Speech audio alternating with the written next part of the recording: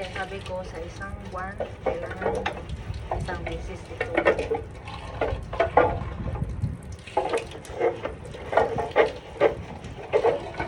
Stress din kaya control yung leader. Tingnan mo lahat kung ano yung mga kailangan.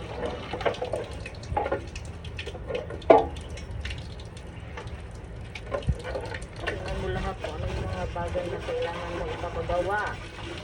Ikaw mag-schedule.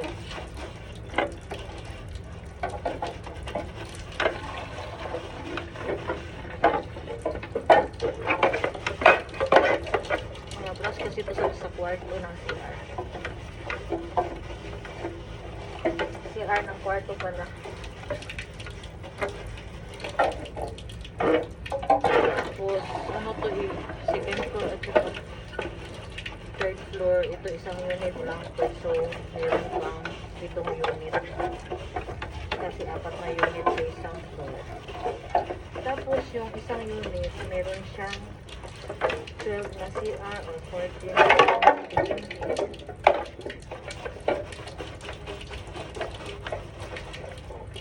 depende po.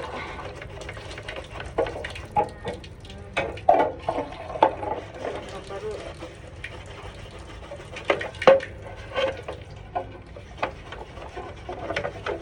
Kasi para sus, naku yung establishment na ito. Ang pagpasok ko, grabe ang madumi. Ngayon talaga, malinis na talaga siya. Kaya, pag may mga pumasok pagka una pa lang, ano na, kaya nung matanda ngayon na pumasok, siga-siga. Kasi, gusto ko masunod ko yung way of cleaning ko.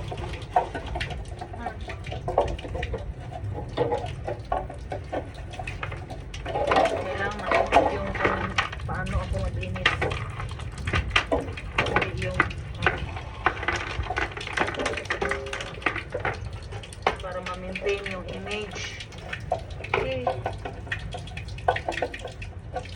Hintay ka.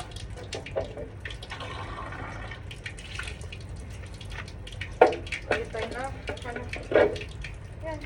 Diba? Kailangan ganyan tayo. Yan, oh. Luminis na siya, oh. Diba? Kanina grabe. Yung tinrinig ko kasi, yun ang pinagawa ko ngayon. Kasi, ititest ko siya kung ilang oras niya matatapos yung pag-map at saka pag-duster. Kaya, pumunta muna ako sa CR sa second floor, third floor. Ayan, yan yung nakita ko. Actually, matagal ko na ngayon sinabi. Hindi lang talaga yan nagawa. Okay, mamaya po. Thank you. Good afternoon. Hindi pa tapos diba ako.